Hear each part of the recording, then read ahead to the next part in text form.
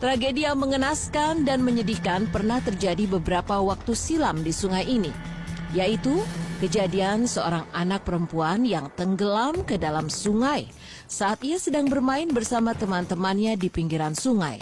Sebut saja anak tersebut bernama Putri. Teman Putri yang melihat Putri tenggelam langsung berlari ke rumah Putri untuk meminta bantuan dengan membawa sendal jepit yang digunakan Putri.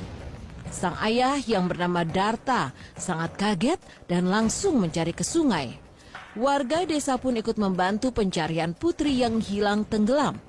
Namun sudah 2 hari pencarian, Putri masih belum ditemukan.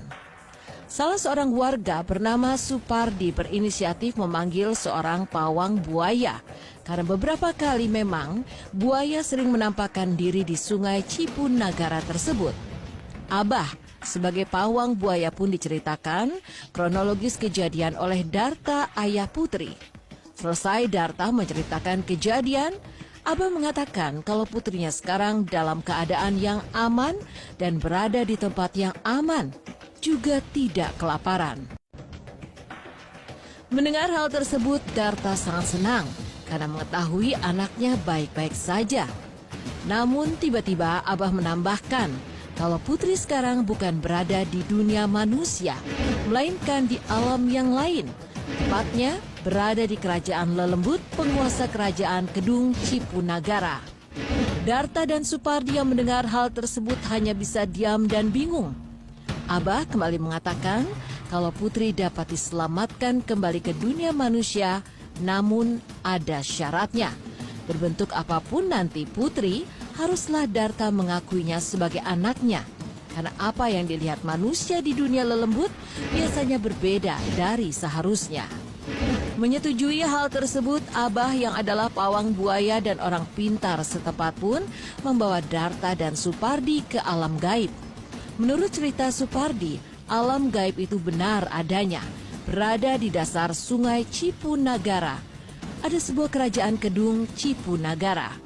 Mereka melewati jalan lurus dengan bunga-bunga yang indah tumbuh di sampingnya. Dikatakan kalau ada sejumlah rumah-rumah yang berderet tertata rapi, bersih, dan tidak ada sampah.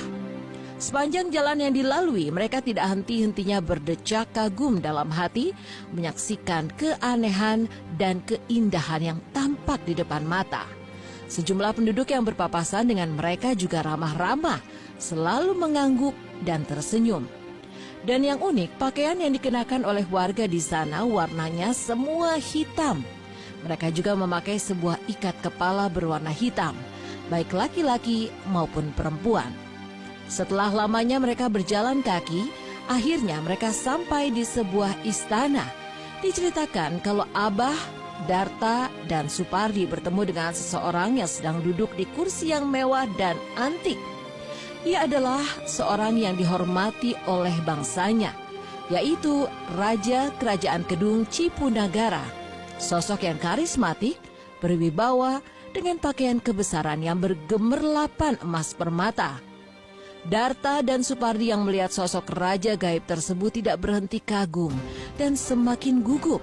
Sesekali mereka mencubit tangannya sendiri untuk memastikan kejadian yang mereka alami saat itu bukanlah sebuah mimpi.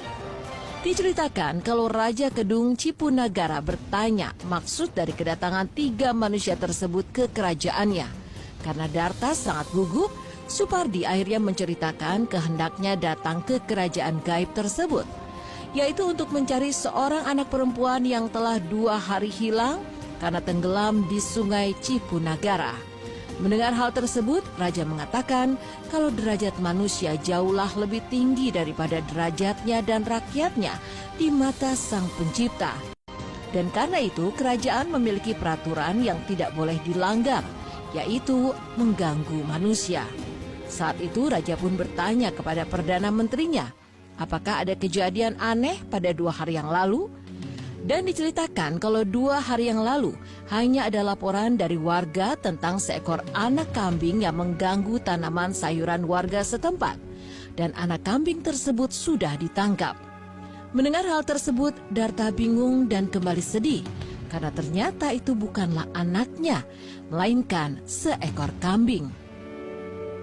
Merasa tidak mendapatkan apa-apa, Darta, Abah, dan Supardi pun berpamitan kepada raja untuk meninggalkan kerajaan dan kembali ke dunia manusia. Sesampainya ke dunia manusia, Abah tampak kecewa kepada Darta karena Darta tidak ingat syarat yang ia berikan sebelum pergi ke dunia gaib tersebut. Darta tidak mengakui anaknya tersebut adalah seekor kambing. Padahal jika dibawa ke dunia manusia, anaknya dapat kembali ke wujud semula. Dan akhirnya Darta pun merasa menyesal dan hanya berharap kalau jasad anaknya bisa ditemukan. 6 bulan sudah Darta menanti penantian yang sia-sia di pinggir sungai Cipunagara. Sampai akhirnya tiba-tiba suatu malam anaknya datang di dalam mimpi dan memberi sebuah pesan kalau ia sebenarnya selalu berada di dekat sang bapak. Wujudnya dapat dilihat di sungai Cipunagara saat menjelang maghrib. Batin Darta pun sangat terpukul saat pertama kali mendapatkan pesan mimpinya. Ia pun pergi ke sungai saat menjelang maghrib. Dan benar saja, di hadapannya ada sesuatu yang besar dan panjang sedang menantinya. Dia tak lebih adalah seekor buaya. Tak lama buaya itu menghilang masuk ke air.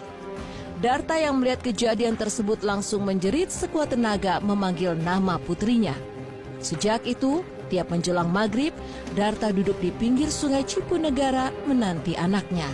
Kadang-kadang ia tertawa, kadang-kadang ia meratap-ratap memanggil-manggil nama anaknya yang ia percaya kini sudah menjadi seekor buaya penunggu sungai Cipunagara.